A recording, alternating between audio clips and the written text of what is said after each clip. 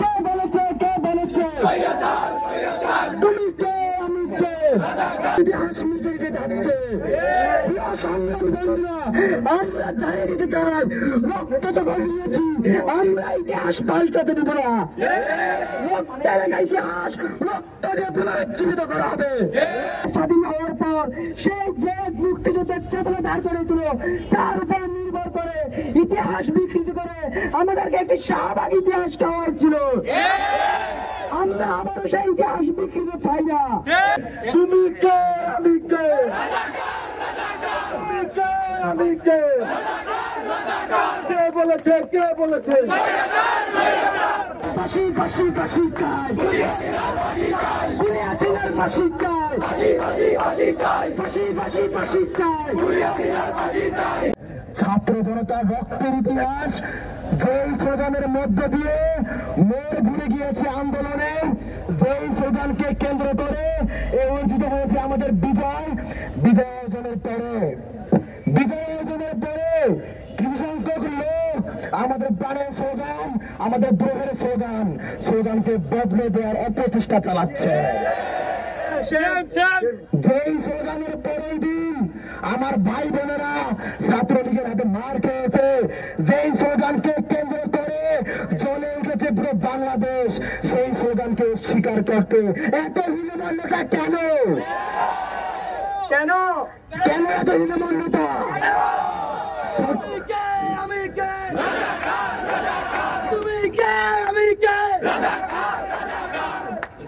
সত্যকে স্বীকার করতে তারাই ভয় পায় যাদের অন্তরে মিথ্যা থাকে।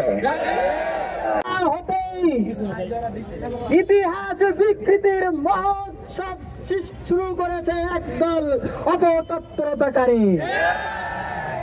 তারা সহস্রাধিক শহীদের রক্তের উপর প্রতিষ্ঠিত গণঅভ্যুত্থানের স্মৃতির চিহ্নকে মুছে দিতে চায়। মুগ্ধ আবু সাঈদের সহযোদ্ধারা এই চক্রান্ত বাস্তবায়ন হতে দিবে না। সংগ্রামী সহযোদ্ধারা, আপনারা জানেন ওই খুনি হাসিনা ও তার পালিত সন্ত্রাসীরা গত 15-16 বছর যাবৎ রাজাকার ত্যাগের মাধ্যমে ছাত্র জনতার উপরে গণহত্যা, গুম, নির্যাতনের স্টিম রোলার চালানোর বৈধতার লাইসেন্স দিয়েছিল। সংগ্রামী সহযোদ্ধারা সেই একই কায়দায় বৈষম্য বিরোধী আন্দোলনকে বানচাল করার উদ্দেশ্যে সেই একই খেলা শুরু করেছিল ওই খুনি হাসিনা। সে গত 14 জুলাই শিক্ষার্থীদেরকে রাজাকারের নাতিপুতির মতো গালি দেওয়ার দুঃসাহস দেখিয়েছে। তার প্রতিবাদে শিক্ষার্থীরা তুমি কে আমি কে রাজাকার স্লোগানের যে ঢেউ তুলেছে, সেই স্লোগানের ঢেউ ওই খুনি হাসিনা চক্রান্ত শুধু ব্যর্থ হয় নাই, বরঞ্চ খুনি হাসিনা সমূলে মূলোৎপাটন হয়ে ইতিহাসের ঘৃণার আত্মা করে নিক্ষিপ্ত হয়েছে।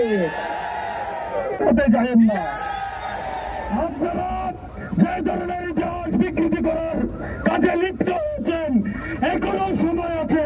ছাত্র জনতার পক্ষ থেকে হুঁশিয়ারি দিচ্ছি, আপনারা সাবধান হয়ে যান।